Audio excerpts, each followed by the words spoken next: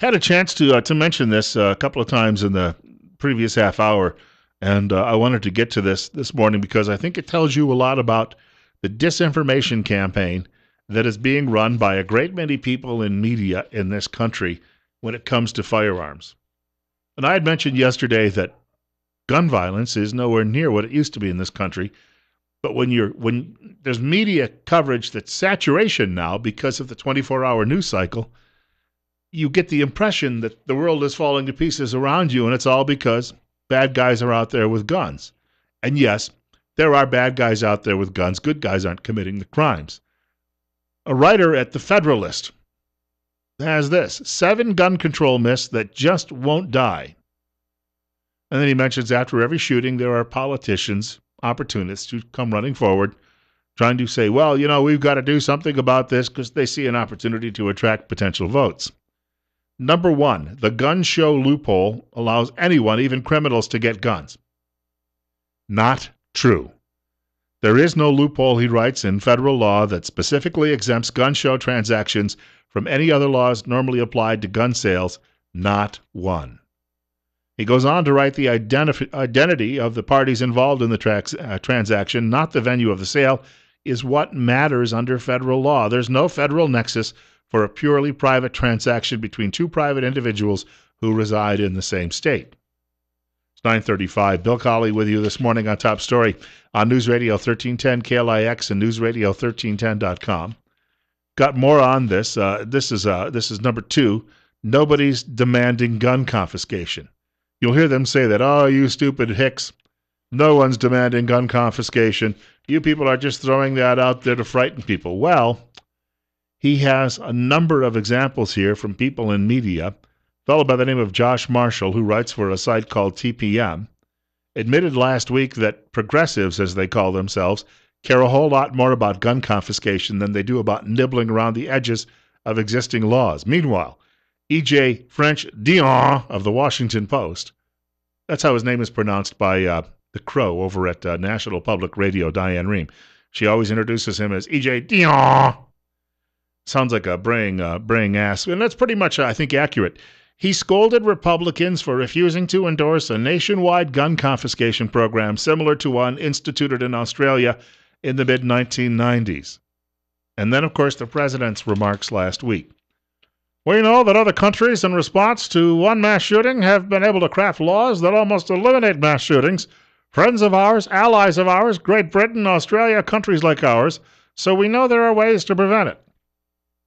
So he was endorsing gun confiscation if he was endorsing what those countries did. Number 3, the president says buying a gun is as easy as buying groceries.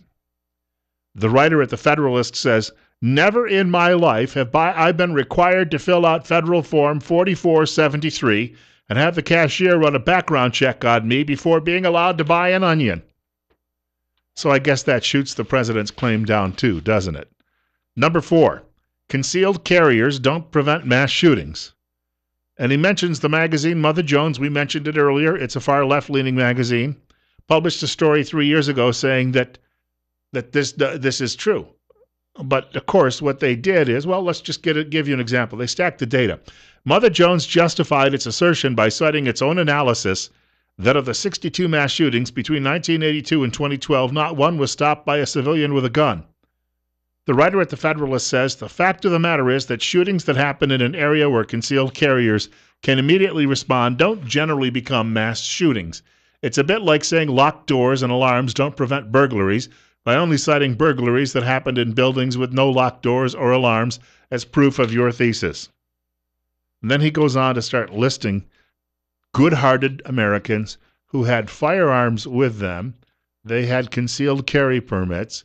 What they did just in the last year, stopping what could have become, because it won't become a mass shooting if you shoot the gunman. A mass shooting is 2 or more victims, right?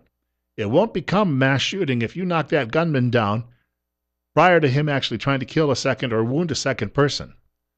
July 27th, 2015, so this is just a few months ago. A 62-year-old man with a gun in each hand fired at 4 people, including a 1-year-old boy, before a civilian with a concealed carry permit returned fire and returned the shooting. That comes from a TV station called Fox 19. April 20th, 2015. Again, this very calendar year. Police say no charges will be filed against an Uber driver who shot and wounded a gunman who opened fire on a crowd of people in Logan Square in Boston over the weekend. How about this one? September 22nd, 2015, a 63-year-old auto worker with a concealed weapons license shot a gunman who was robbing a Warren, Michigan bank, according to Fox 2 in Detroit. So there's just a few examples of it actually happening.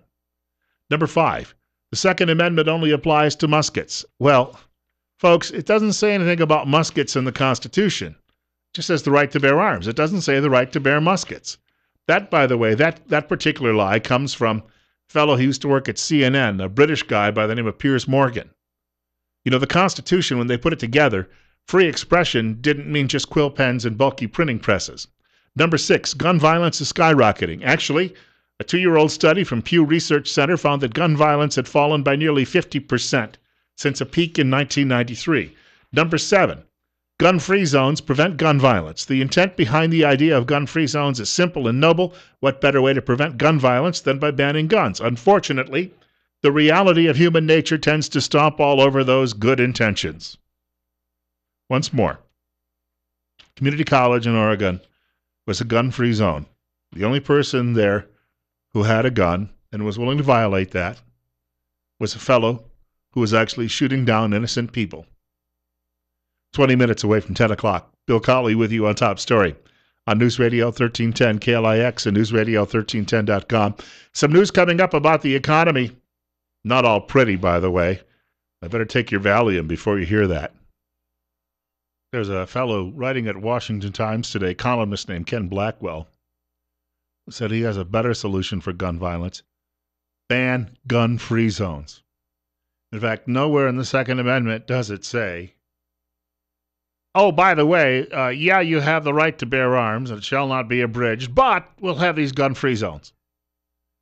If you have the right, then I guess there is no gun-free zone. Not within the confines of the United States. His suggestion being some good guy with a gun in one of those situations is likely still going to...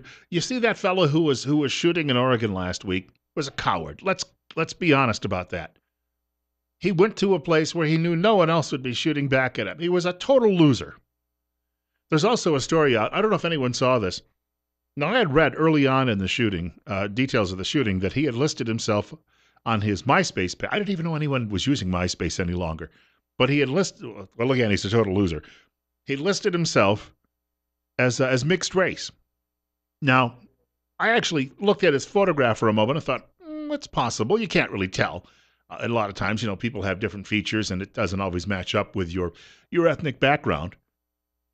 But I had taken a look at that, and I had thought, I could see where but it was called a hate crime.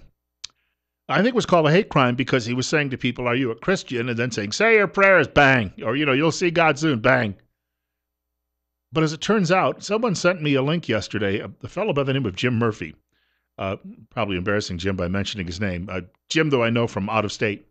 He sent me a link, and it showed how CNN had literally lightened this guy's photograph on its website and on air so that he looks far more white because his complexion was actually far more, how shall we put it? It was much more pigmented. I also wrote a reporter at the Oregonian, which is the largest newspaper in Oregon, because a writer there was talking about it being a hate crime, and I said, how come you don't mention race? And the writer wrote back and said, well, because, not all hate crimes are involved with race. Yes, but why aren't we at least looking into that possibility? Because in South Carolina, that was the first thing you were all looking for, right? So perhaps that played a part here. Well, Bill, why did you bring that up in the first place? You're on the air with Bill Colley on KLIX. Or maybe not, so we'll try someone else. You're up next. You're on the air on News Radio 1310, KLIX, and newsradio1310.com. Good morning. Hello? Yes. Yeah, go ahead. Oh, okay. I heard the hang-up tone there. The Gun-Free Safety Zone Act lists several exemptions that allow certain people, police officers, of course, and a designee of the school board or the board of regents, whoever's, and actually that law that was passed in 1990 allows for the school administration to actually designate what would be security or armed security people to be in that gun-free zone.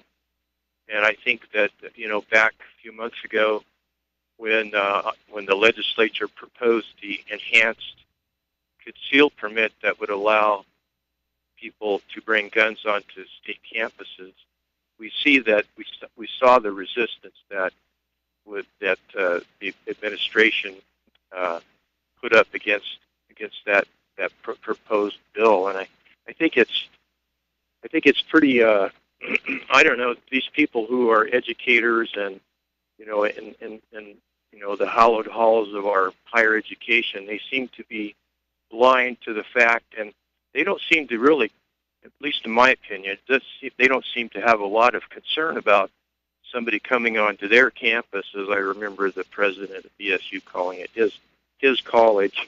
Right, as if it's his personal property. Yeah. He seems to take ownership of state land that everybody else pays for. So it seems contrary to, if you want to save lives, it seems like you would be proactive, I guess is my point, and they're not. So I don't understand that, really.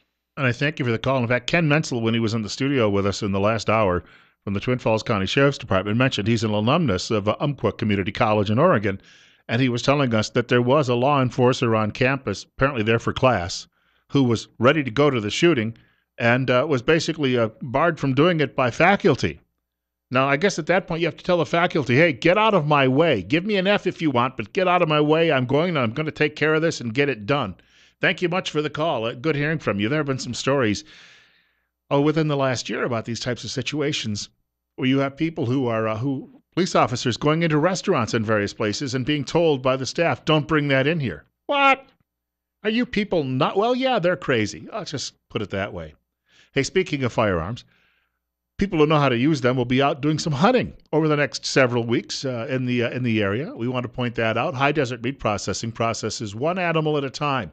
What you bring in is exactly what you'll get back. Darren Van Horn, the owner of High Desert Meat Processing in Twin Falls, he's got more than 30 years' experience in the meat business. You can visit his Facebook page and read reviews of other customers. You can also give him a call for all of your wild game and domestic processing needs. High Desert Meat is at 734-9949. High Desert Meat does in-house smoking. Nothing gets shipped out. They have specialty meats, jerky, pepperoni, salami, summer sausage, kielbasa, breakfast sausage, brats, Polish dogs, hot dogs, and much more. USDA approved. Darren works closely with local beef growers, too, and their programs to ensure quality meat. Again, the number, 734-9949. Mike Gallagher is coming up in a moment.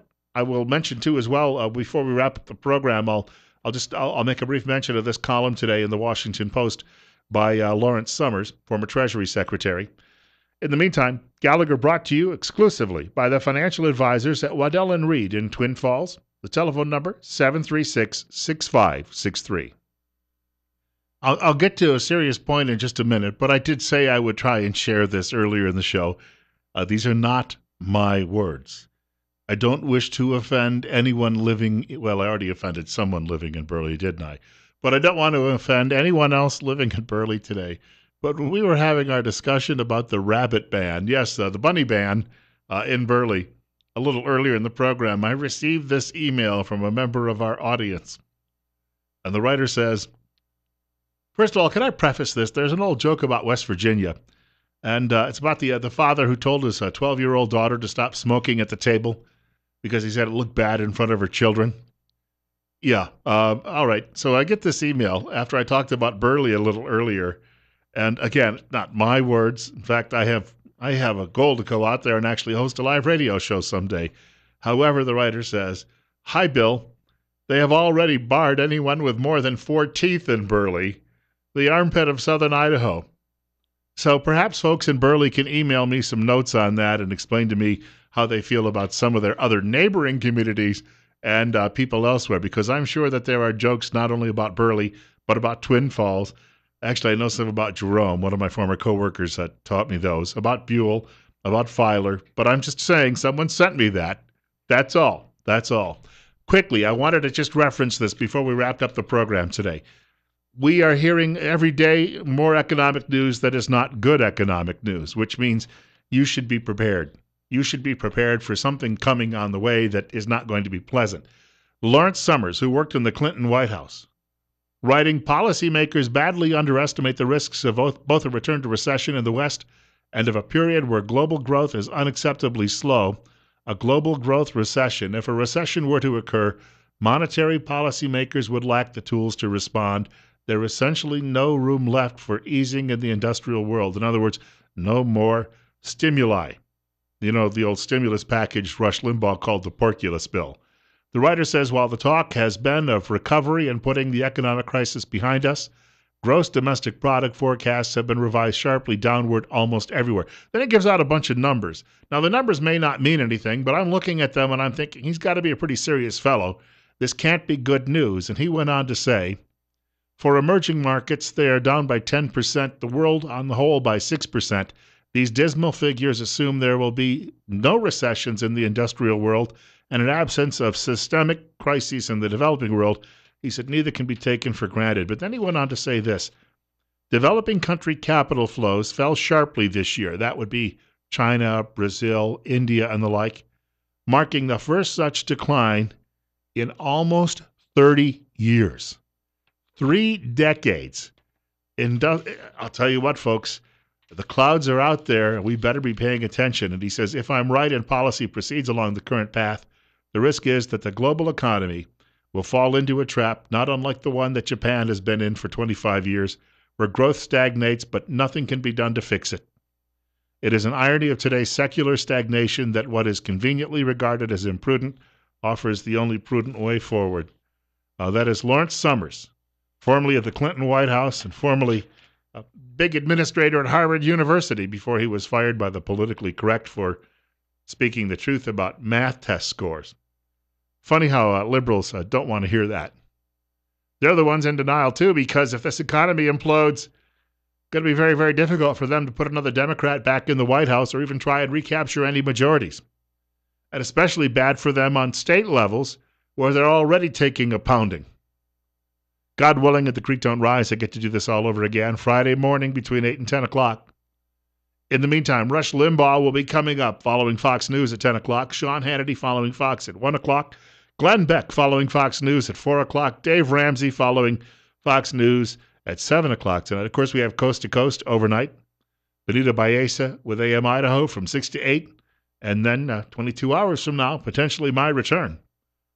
Got to oversleep one of these days. I haven't done that yet.